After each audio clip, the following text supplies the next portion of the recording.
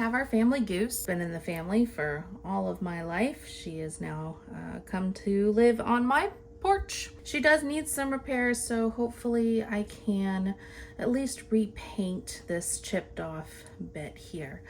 I expect that these bits of goose clothing have been on for many years, but they were probably crocheted by one of the members of our family.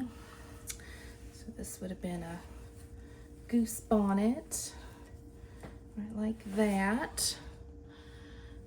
And then she has her goose cape, which is no longer the brilliant red that it was, but it would sit like that. So what I would like to do is give her a little bit of a cleanup. Not going to peel this old paint off. That I think would actually do more damage, but I do expect some of the paint to come off here as I am trying to clean her up. I want to just kind of get a little water on her and just kind of give her a little bath.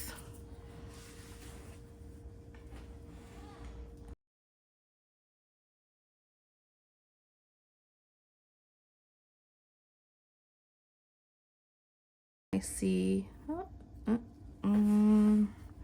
saw this crack here and I thought, well, wonder what's going on there. And now, So, we're going to need to get some concrete epoxy and glue that back.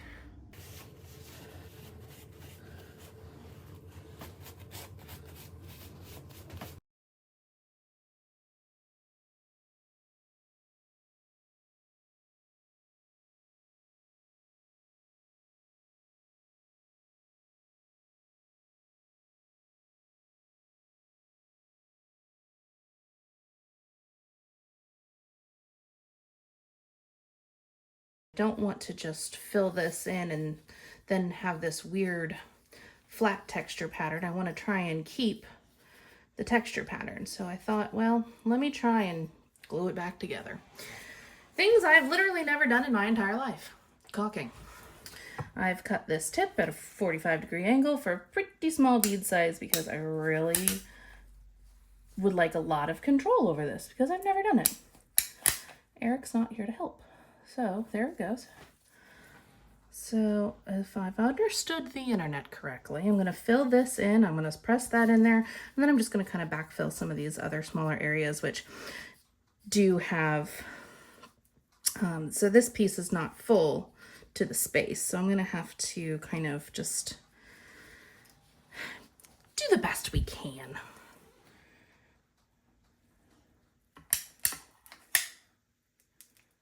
But I don't want a ton of caulk to start with just because I don't know what I'm doing here.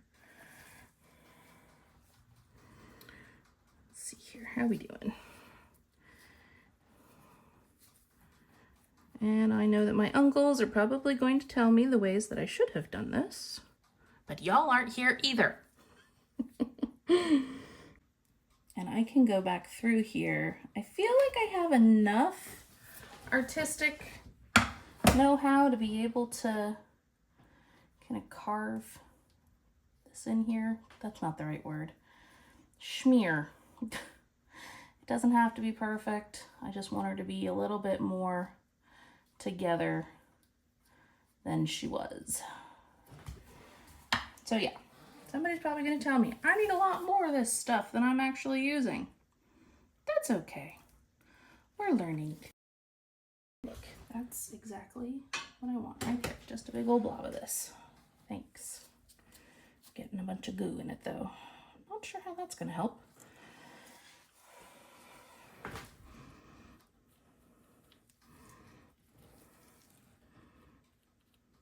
Nostrils. Fill in this little crack right here at the top.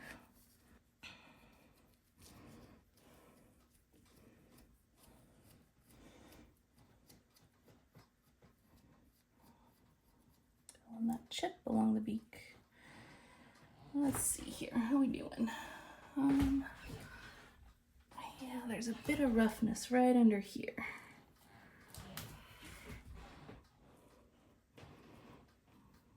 there's a lot of chips under here.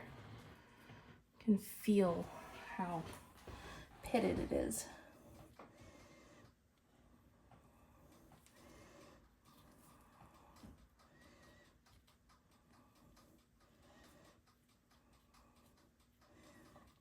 Just get some filler in there. Huh, she's getting filler. Every old lady needs a little help every now and again, right? Now, when you're ready to paint these, you'll want to use a latex or an oil-based paint that is suitable for outdoors, especially if your goose is going to be out in the elements.